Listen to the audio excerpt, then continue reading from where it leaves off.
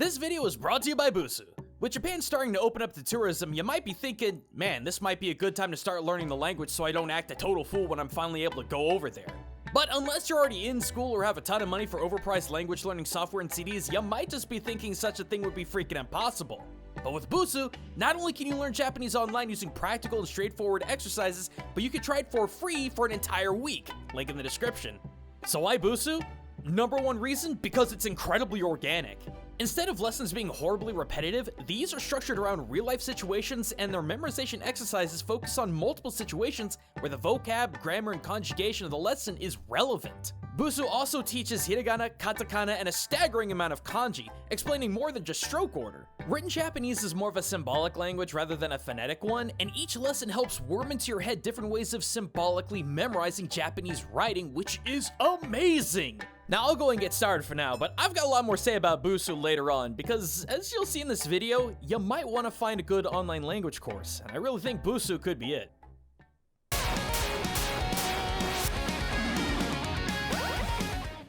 Hey everyone, Gaijin Goombah here. So, as travel restrictions in Japan start to ease up,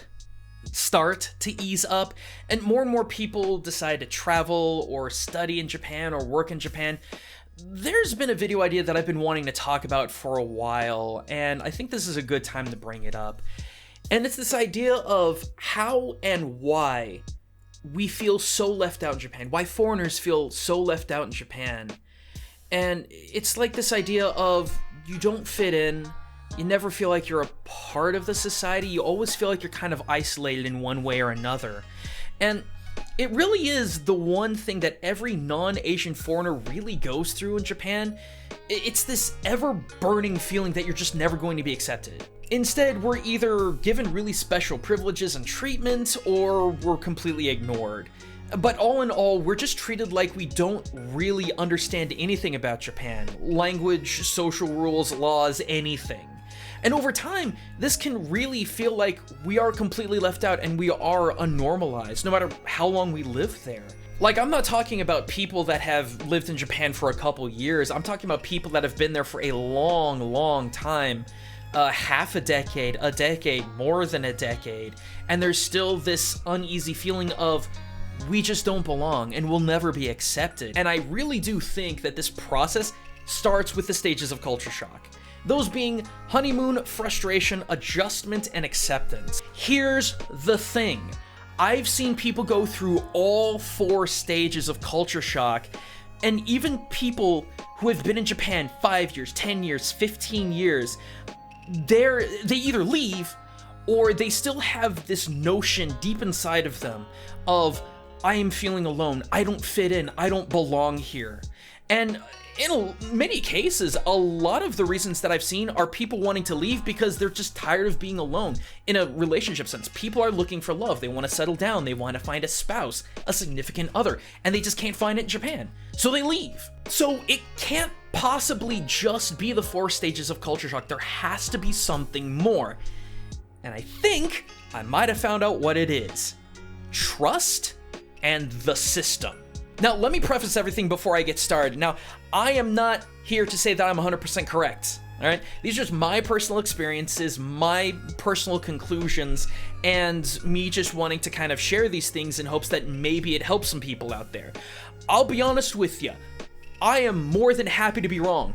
I hope I am wrong about this, because I don't like a lot of the conclusions that I've come to over the years. I want to be wrong about these things, so I encourage people who have been in similar situations of living, studying Japan, whatever, please weigh in.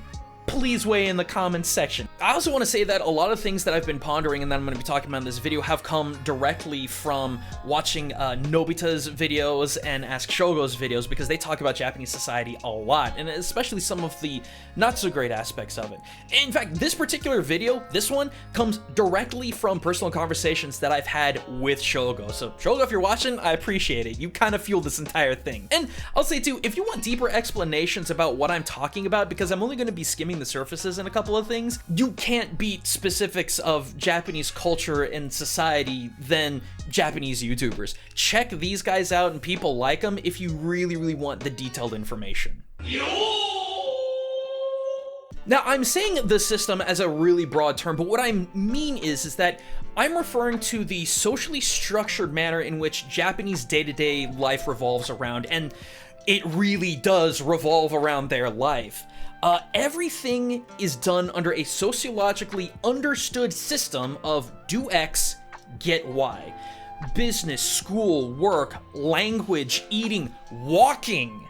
Everything has rules. And the thing is, while these rules kind of differ in expectation, complexity, and intensity, really depending on where in Japan you are, they still exist. But since we're talking about social belonging and this constant feeling of never feeling normal in Japan or accepted or wanted, I want to talk about two concepts that revolve around peer-to-peer relationships and explain how even these things, which to us feel very organic, are still under the system. Gift giving and romance. So, let's talk about gift giving for a hot second. You've got Otsgen and Osebo, which are basically the main gift giving seasons. You've got Otsgen in summer, and then you've got Osebo for winter, and these are typically times where you give gifts to people that you feel indebted to, and this is kind of broad. It can be teachers, it can be coworkers, it can be bosses, it can be basically anyone that you feel indebted to. And these don't necessarily have to be expensive gifts.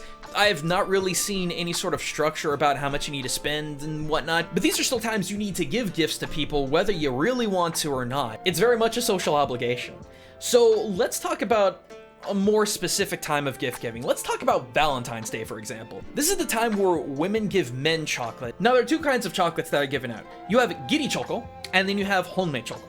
Now, giri choco, by the name, is basically chocolate that is obligatory. You have to give certain amounts of chocolates out to, I don't know, people in your office, people in your school, people in just your general community in the day-to-day basis. And this is typically not expensive, not the best kind. In fact, when it comes to giri choco, it's actually kind of a knock against the guy if a woman gives you really, really cheap chocolate or very little of it. But then you've got honmei choco, and this is like the true feelings chocolate. This is the chocolate that women will give to men who they actually really like. Now, the interesting thing about this is that this doesn't sound too unfamiliar, right? Like, we have moments of, well, I need to kind of give everyone something. You gotta share with the class, but that's the thing. I think this only really applies to things like school, especially things like elementary school. I can't think of a time in high school or anything like that when we had to give Valentines to all of the class. So it's a very isolated and small structured thing. But for Valentine's Day, it's everyone. Like, there's a nationwide expectation of this giri choco and honmei choco. Next, let's talk about weddings. The first thing that comes to mind is money giving, and I guess this accounts for any time you give money, but when you give money for any particular reason, it needs to be fresh, crisp, and new.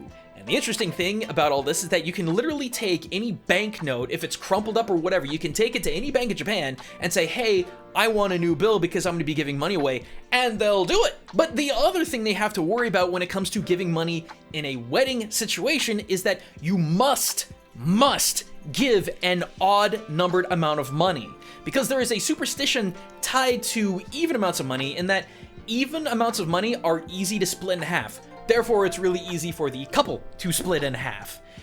That is a superstition that does not exist with us. To a lot of people, I'm sure that sounds kind of weird, but that is a detrimentally important thing that you do when it comes to giving money to people getting married in Japan. And omiage, oh my god, let's talk about omiage for a second here.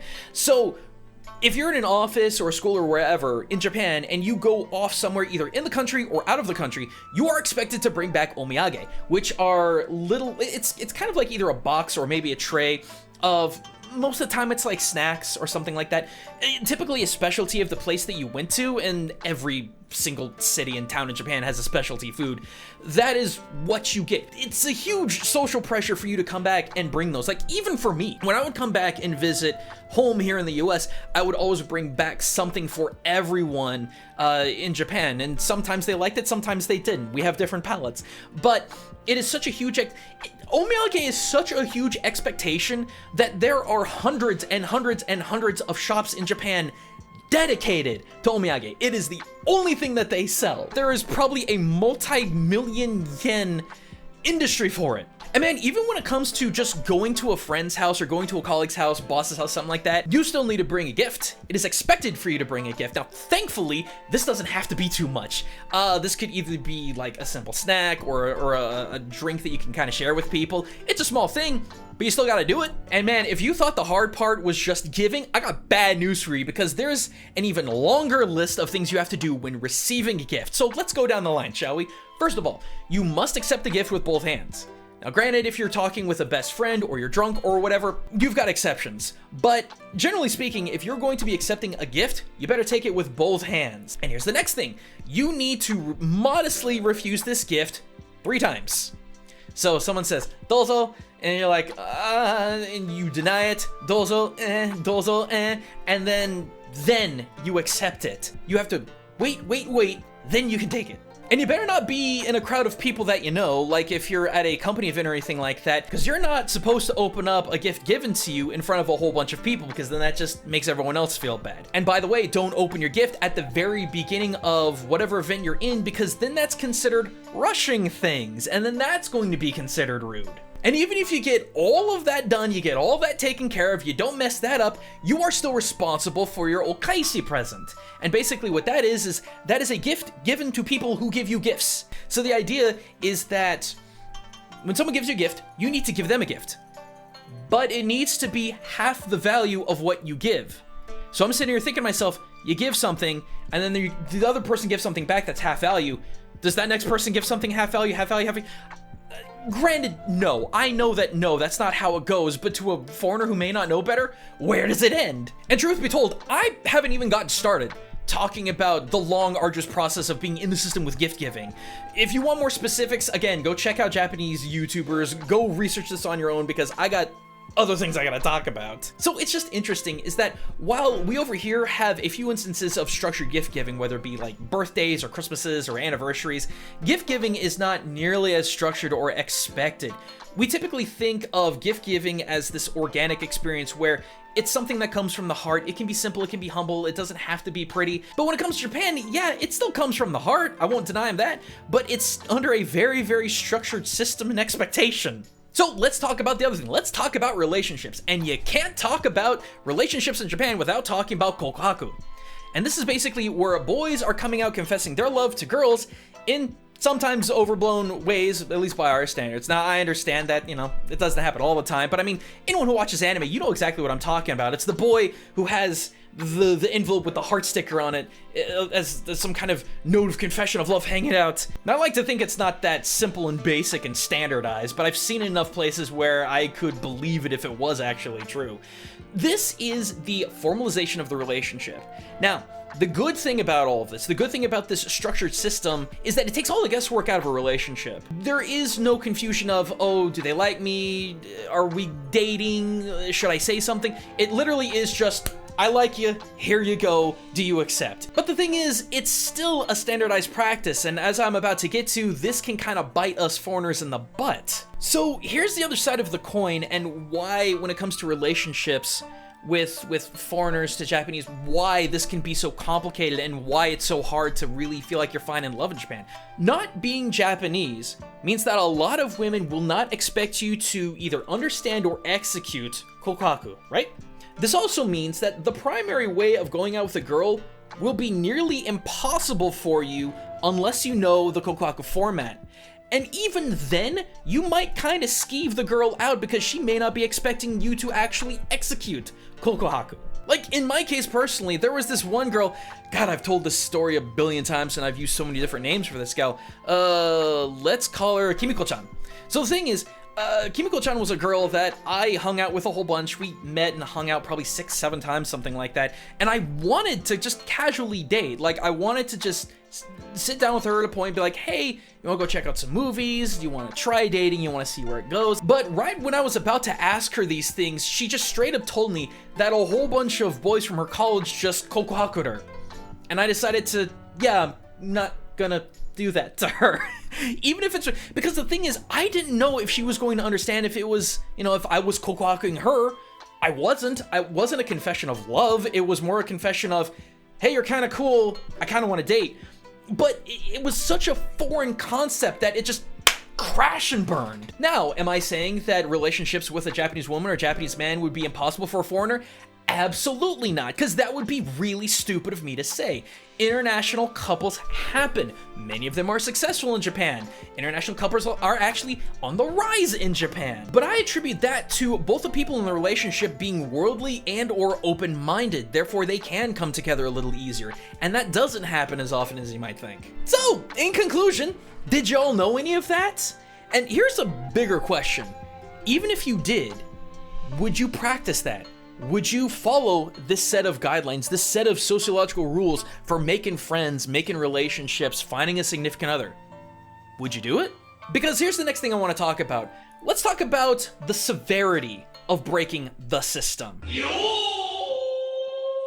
Japan has what's called Seiken.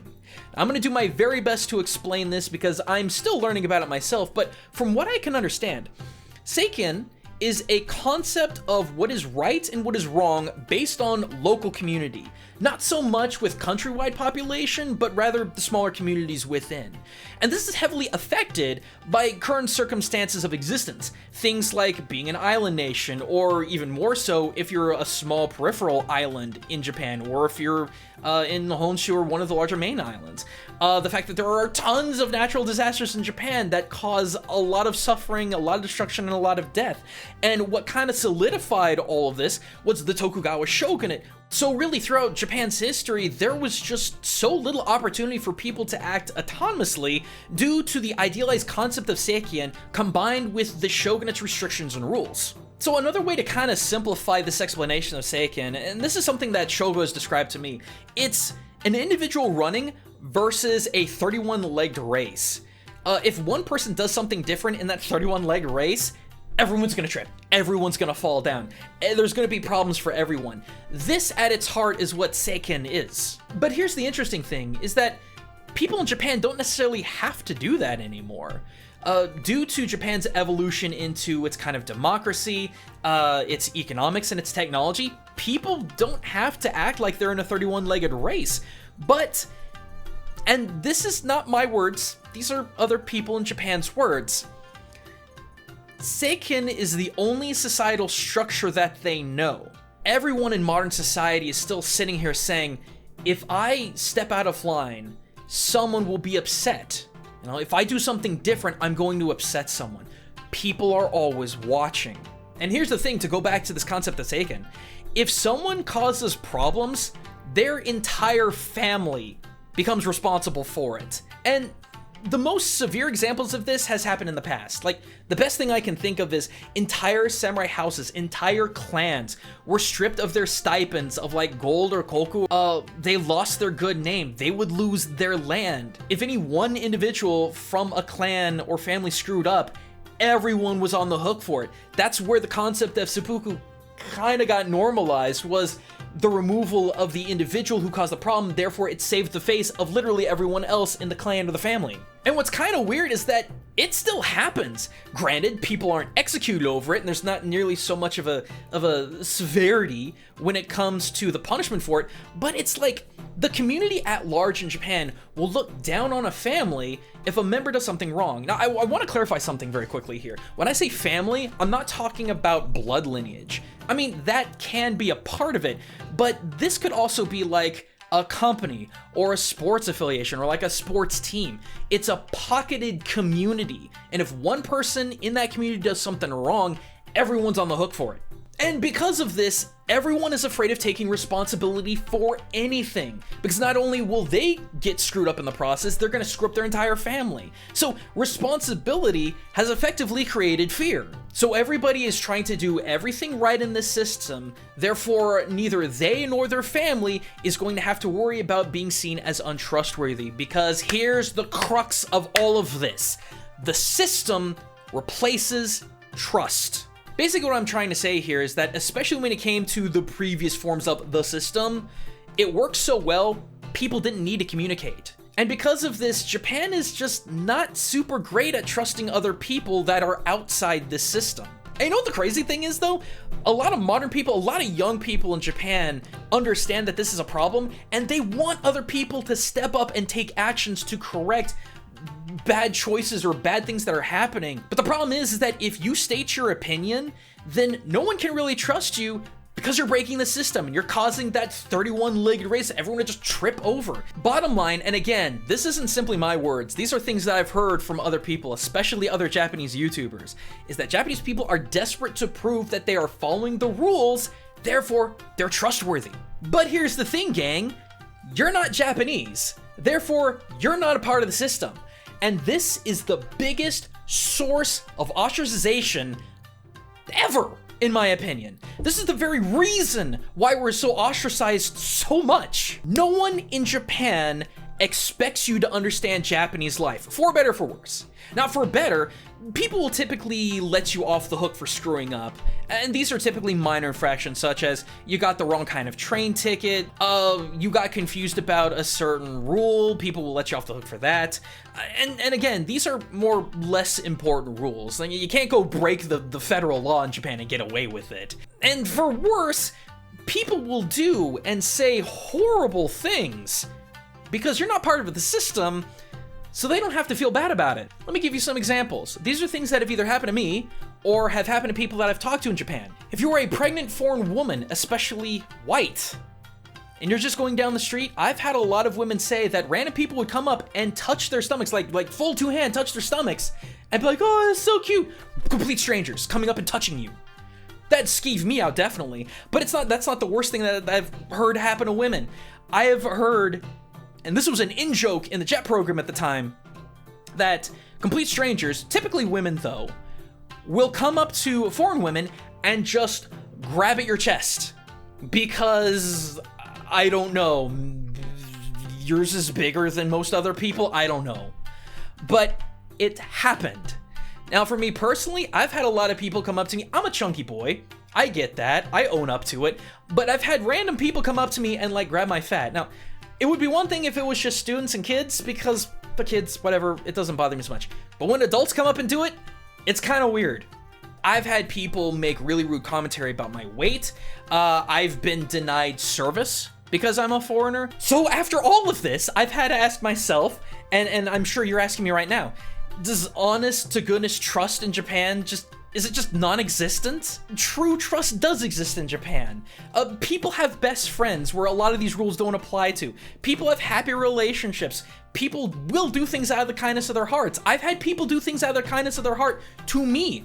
The thing is that these things are usually very, very private. These are activities that happen on the down low. They're very subtle. Now, this is hard to explain. I will do my best, so I hope this makes sense. It's like, we in the West are very publicly open with the people that we trust and how we behave with them openly. That is not so much the case in Japan. Again, if there's trust-related activities happening, it's usually on the down low. Kids might be different, but with adults, it's very down low. That is, with the exception of drinking. Boy, oh boy, drinking. Everything comes out when it comes to drinking. Like, I remember I went to an Omiage with some of my other teachers because I wanted to have the experience. 5 or 6 beers in, people were kind of losing it. I didn't drink that much because I'm not much of a drinker.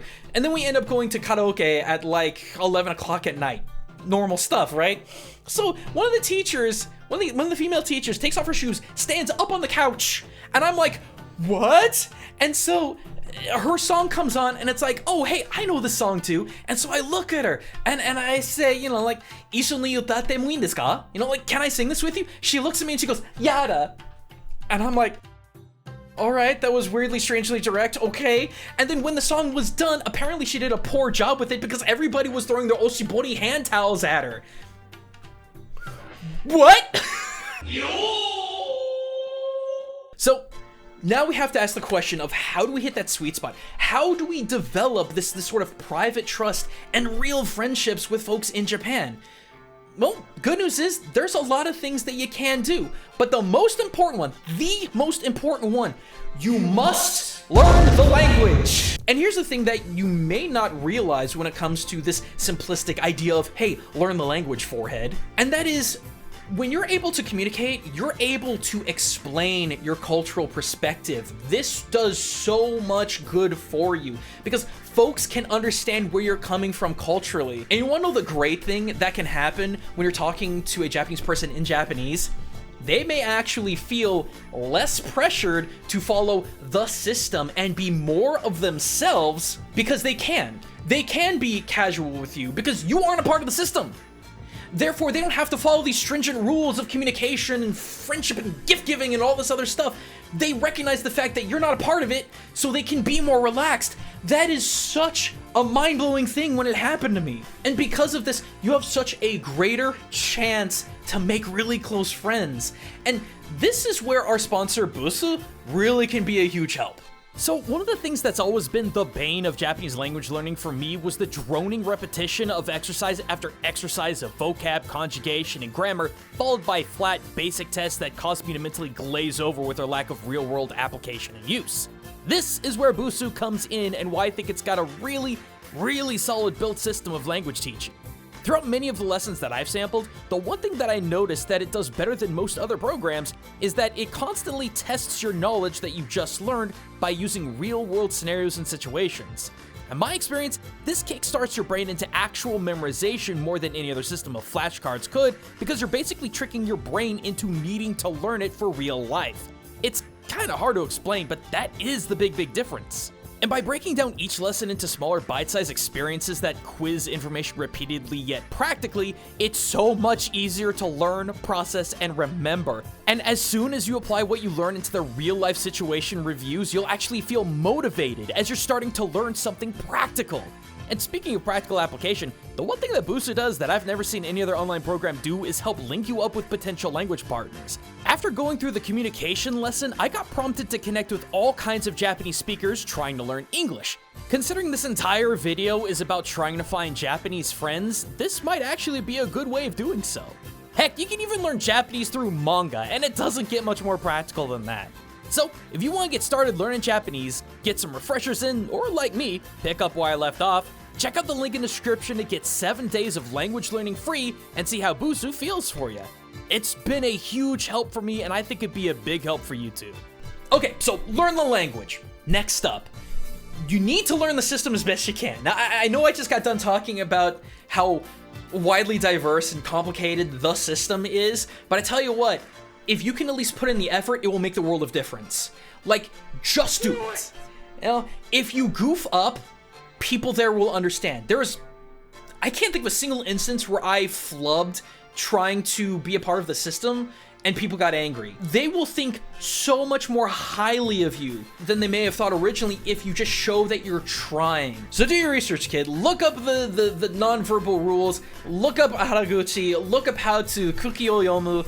These things are important, and when you're able to show that you're at least trying, it will make the world of difference to people.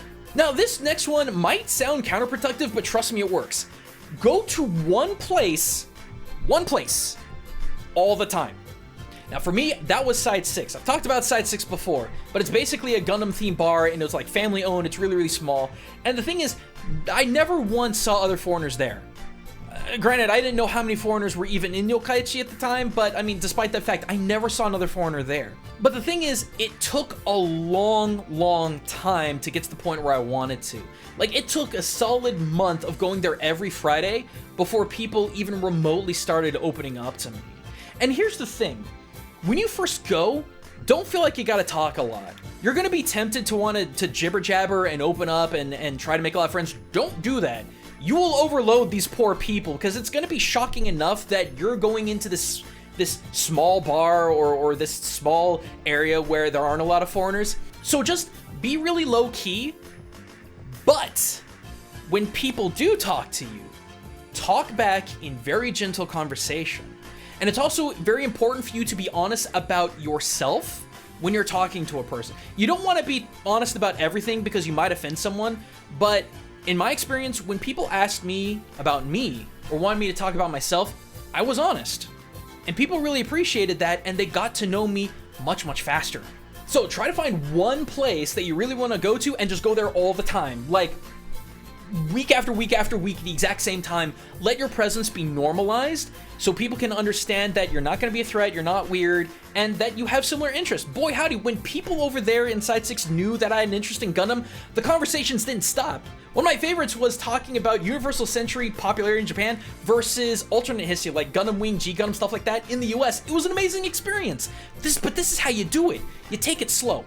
Now, controversially, the next thing that I would suggest is kind of the opposite. Look for Gaijin hubs. Now, I say this not because I think it's important to go hang out with other foreigners, but you want to go to places where you're likely going to find Japanese folks who want to get to know you. I know for a fact that there are bars in just about any major city or get-togethers, group events, whatever, where there will be Japanese people who, you know, English speaking or not, will want to get to know you because they want to broaden their horizons. You need to catch these people in a metaphorical net and not let them go. Because these are the people that they are taking the effort to come to you, to reach out to you, to befriend you. So important. Now, the downside of doing this is that you're possibly going to run into a lot of Gaijin hunters. This is a huge Gaijin hunter trap. And when I say Gaijin hunter, I'm talking about people who want to date foreigners specifically because they're foreigners. These are horrible, toxic relationships. Do not get involved in them. Date people because you like the person. I think that goes without saying. But I mean, typically, you're going to find a lot of Gaijin hunters in some of the bigger clubs and the more bombastic nightlife. So when it comes to looking for friends, stay away from the big bombastic nightlife. Try to find small places, try to find bars and other social get-togethers that are relatively small, 15, 20 people tops. And through this, you might actually find a handful of really, really good friends. And finally, the last point that I'm going to talk about, and this is going to sound really, really weird, but I kid you not, this is such a helpful thing. Talk to old people. Granted, like, don't talk to just random old people that you find on the street, but like if you are living in Japan, talk to old people. Especially like if they're storekeepers or something like that, talk to old people. Because the elderly know how to be kind to others and build up organic trust quickly because they're not part of the system anymore. They're retired. They don't necessarily have to follow all these social norms. Granted, there are some that everyone always follow, I want to preface that. But since they're not working anymore and they don't have to worry so much about their face, they can be really blunt. And it's so liberating when you see it happen. This is why, despite the elderly being a huge sociological problem in Japan, I love them to bits. Like, where I lived in Komonocho, in Mie Prefecture, not too far from was the mountain range of like Gozaishozan, right? So I would go up there maybe once, twice a month, something like that, because it's really, really cool, wonderful, whatever. One of the times that I went up there, I was approached by this old dude, probably 70, 75, something like that. He just talked to me. And it wasn't in English, by the way. It was just raw Japanese. He just came up and started talking because he didn't care. He didn't have to worry about some arbitrary system of stepping out of the comfort zone or anything like that. He just came up and talked to me, and we had a great conversation. Or like, geez, I remember I was watching one of Nobita's videos. I think it was like, what was it? What an 85-year-old woman in Japan is like. I mean, that's the actual title of the video. I'll put it up here somewhere. And it's just like 20 minutes of Nobita talking to this old woman, and man, it's beautiful. This woman could not give a dang. Like, she's honest, she's open, she genuinely shows love to people she cares about. And it's like, yes, this is why you talk to old people in Japan. This is why you build up relationships and friendships with old people, because they don't care anymore because they don't have to. Or like, it could be something even more simple than that, like giving up your seat. Like in every train or bus, like there were priority seats either for elderly, pregnant people, or people with injuries. Whenever I would give my seat up to a younger person who was either like pregnant or broken their leg or something like that, they didn't say anything. There was no thank you, there was no real gesture. I mean, maybe sometimes they would smile and nod, but it was that really nervous smile because, you know, you're Gaijin, you're a foreigner, it's weird for them. But dude, there was a time, one of the last times I was in, yeah, it was the last time I was in Japan back in 2019. I gave up it was a normal seat, it wasn't a priority seat. I got up, and I went to this one lady who was hanging on, doing the stand-up, and I could tell she was having a hard time. And I looked at her, and I said, like, sumimasen, konseki dozo. You know, and she lit up. It was so genuine and so lovely and so beautiful that you could tell that she appreciated it. And then she went and sat down, and she would like smile like to my wife because, you know, that was the spot I was in, and it was such a beautiful freaking moment. And here's the amazing thing that happened is that when they got off, like I was sitting there standing there, I was like, oh, I feel pretty good. I felt an arm on me. I felt a hand on me. And if you don't know, physical touch in Japan is such a no-no. Physical touch to people you don't know in Japan is such a huge no-no. But that old lady came up to me when it was her stop, and she put her hand on me, and she said thank you, and it was so genuine, and the smile was so genuine, the warmth was so genuine, and then she left, and I'm like, oh my god, I feel so good. I will never see this woman again. I wish I could, like, go have tea with her or something, because it was such a friendly, wonderful experience. These are the things that you take home with you. You know, these little moments. I'm not saying that this is a cure-all. I'm not saying that these 4 things are an absolute cure-all, because if it was, this problem would not persist to this day. But these are the steps that I took to develop a handful of very, very near and dear friendships with people in Japan, and it really did help me feel more included. You know, I never did and still never do feel like that I am, you know, I'm just as Japanese as anyone else. That's never gonna happen. But I understand why it can't. But at the same time, with the right effort, the right tactics, you'll feel a little bit better. You'll feel a little bit more normalized. Again, I've said the best compliment that anyone in Japan could give a foreigner is Nihonjin mitai. It is such... That may not make any sense, but for those of you who have lived in Japan, you know exactly what I'm talking about. It hits home. It's real because you struggle. You research all of these social norms. You research Keigo, let alone Japanese itself. You do all of this work to try to fit in, and then you're acknowledged that you're at least trying, and it means the world to you. But like I said, the first thing you gotta do is you gotta learn the language, and I'll say it again, and I'm saying this from my heart of hearts, Busu really might be one of the best ways to help with that. Be sure to check out the link in the description below about starting Busu for free, and then try out the premium trial. It lasts about a week. Premium is really, really good. I highly suggest it. And again, this is such an organic way of learning Japanese through like practical situations, everyday events that happen. And in fact, there are little exercises that you can learn Japanese through manga. It's really good. It's really organic. It's just, I think it works. But anyway, thank you Busu for sponsoring this video. Be sure to go check it out. And yeah, until next time everyone, this is Gaijin Goombah, signing out.